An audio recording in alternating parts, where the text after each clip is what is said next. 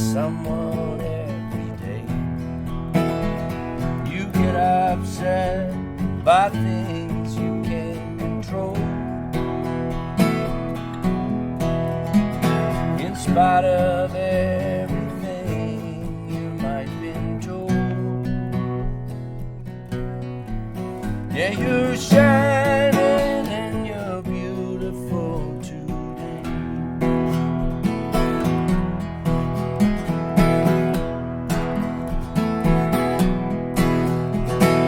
You can see how strong you are and the power that you have. You've covered up, you're beautiful and live inside your head. I will try to show you your own light. You're part of all that glitters in the night. Yeah, you're shining and you're beautiful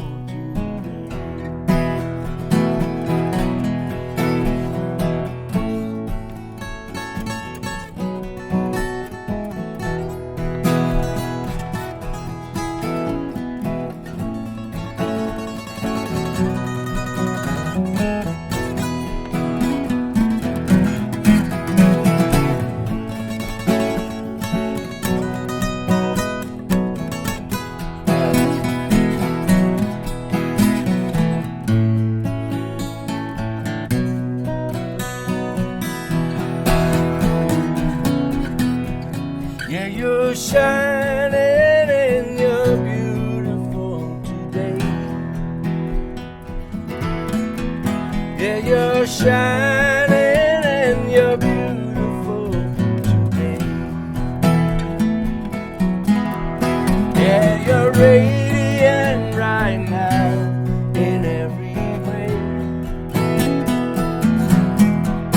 Yeah, you're shining.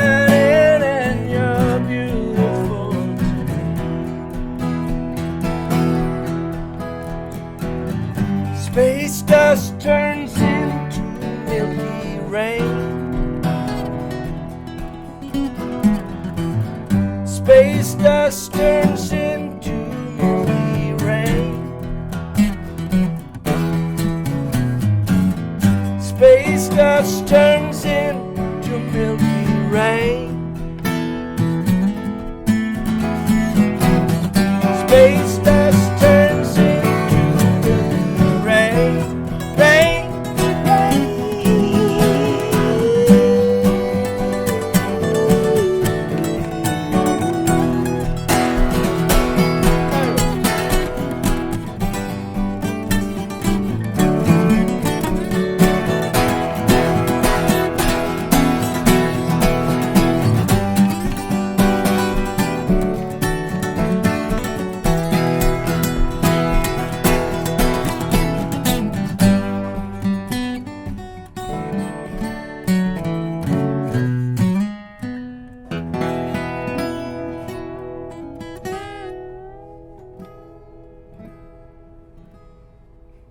Tell everyone, I guess, really when you guys met and how this project came about.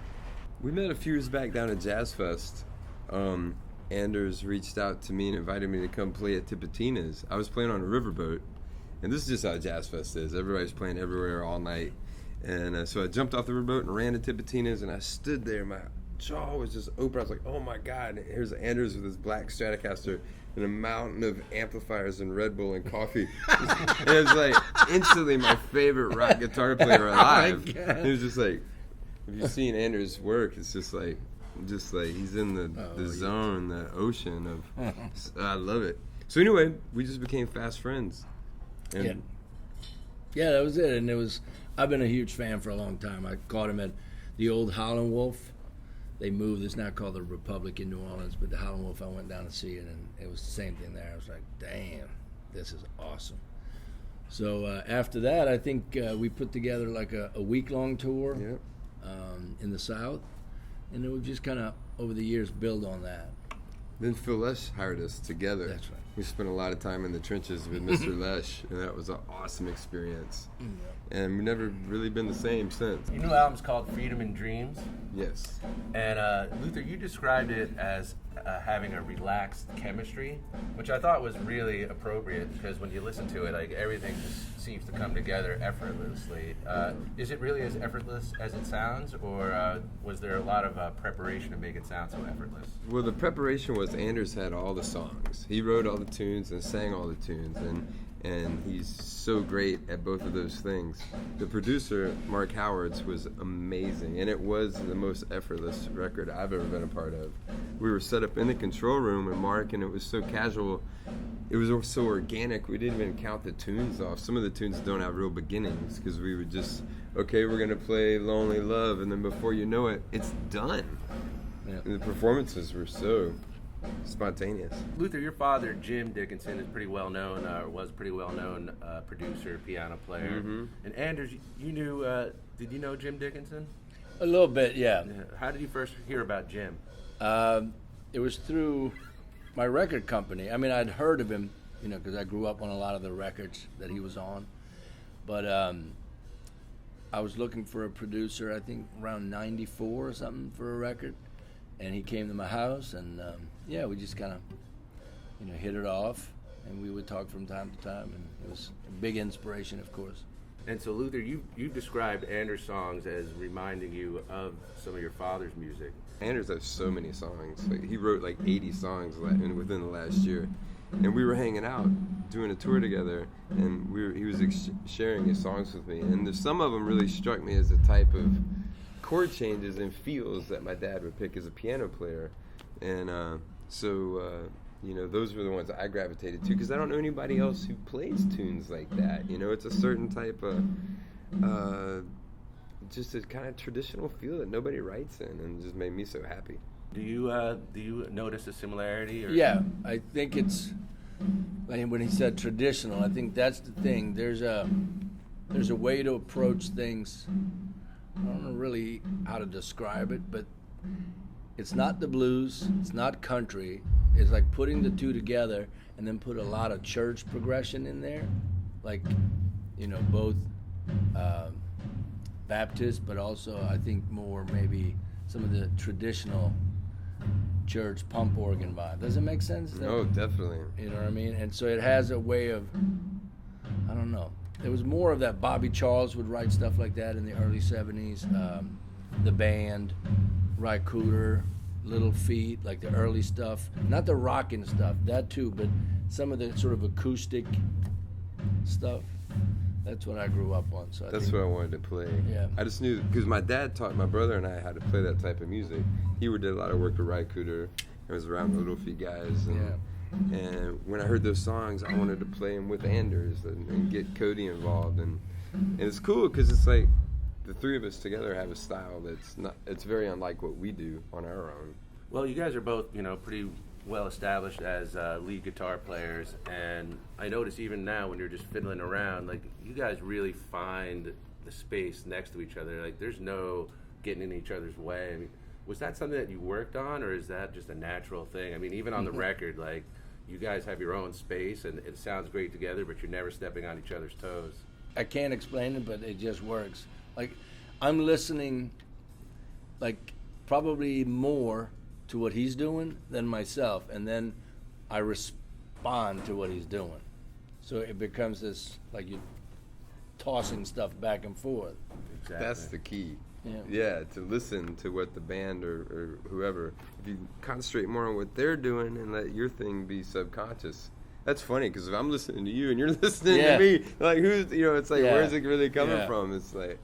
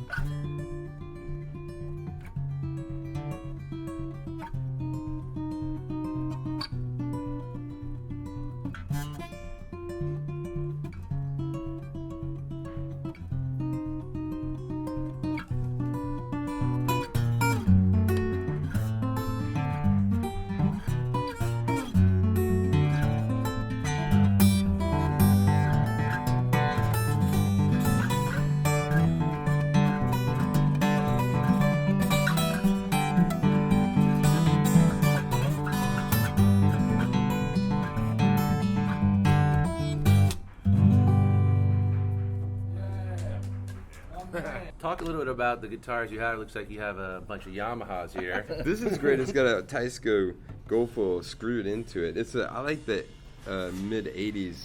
These Yamahas are good boxes. And the first one, my great friend Othar Turner, the blues fife player from Mississippi, he gave me my first one of these. He said, I got a couple of guitars in the barn out back. Go pick one out for yourself. And I was like, all right. But this is exactly like it with this pickup. This is an LL26, but yeah, Yamaha gave me this, and I love it. I've been using it for about a year and a half or something like that. A year maybe. Handmade and beautiful. The acoustics I use come from Baxendale in Athens, Georgia. Baxendale guitars. I have one custom that he made me that is just a perfect guitar for me. It's like shaped to my body and my hand. But then he refurbishes old harmonies. He'll find like a Sovereign or a K Jumbo and take them apart and re-brace them and put them back together. And those are great guitars. Yeah. Because that's great classic wood in an economy guitar. So when he rebuilds it, I have two of those are my favorites. I think McAllister, I was telling you about before, is a guy that makes beautiful handmade guitars too out in California. Well, I love the harmonies and the Ks that Baxendale does. And then I have an old National from the 20s, and that's special to me. I have I think it's a J45, 1964 or 63. I'm not sure about the year, that I write a lot on. A 69 Martin D18. But like I said, this is what I use as my working machine. This is great. This one particularly, 26, felt really good in my hands. We like magnetic pickups. Yes. You know, it's just, I don't know. I like the old DeArmonds. This would do like a stereo thing on it. One, I guess, is under the bridge, and one is... Yeah, he hates that stuff. But you mix the two of them, so it's like a microphone inside. So this has a certain... It's actually not the... I'm not sure exactly what it is. I'm explaining something I have no idea what I'm saying. But, and then we use this. I use this mainly, actually. Seymour Duncan. Well, just, the pickup. There are some other ones. What's the other one that I like a lot? What's the white one that I have on the Martin? Oh, yeah, I'm not sure. LR bags? Is that that's popular. Those are kind of cool, especially if you amplify those. Not just DI, but you go through an amplifier. I guess really cool. Yeah. What has been the biggest surprise during this run of tours that you weren't expecting about how the music's been coming out? The response. Like, we've been selling out Yeah. venues that we've been playing on the circuit for years, and this feels so good. It's like it feels like together our fans compliment each other. I was going to say the mixture crowd is pretty cool. There's a nice variety from younger crowd all the way up to well-established old hippies.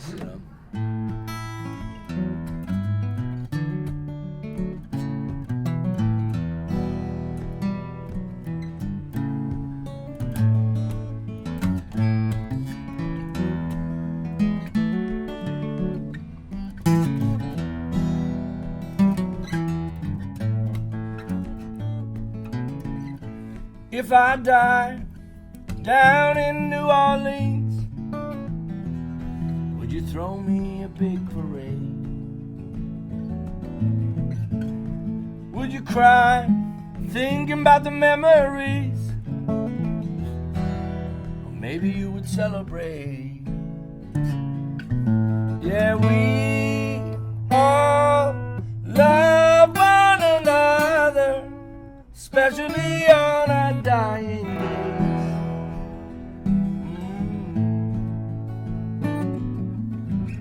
days. Send me off with trumpets and trombones in the middle of Jackson Square. Deacon John, he will sing us a mournful song, and my family and friends be there.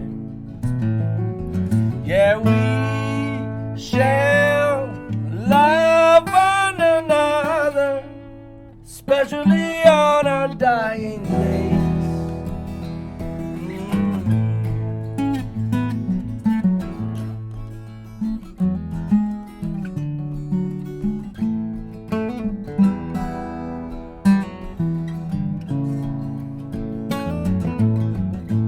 Thieves and clowns dancing all around my grave, and they're lying about the golden days. Cobblestones shimmering in the night, and the women don't wear no clothes. Yeah, we all need one another, especially on our dying days.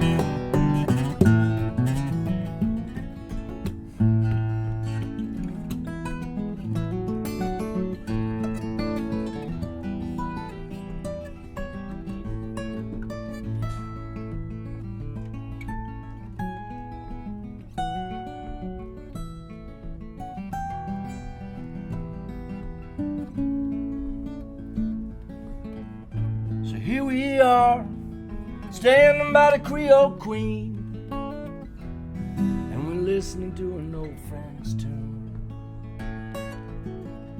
The river runs right through New Orleans. That old Swede died so soon. Yeah, we all see one another, especially on our dying days.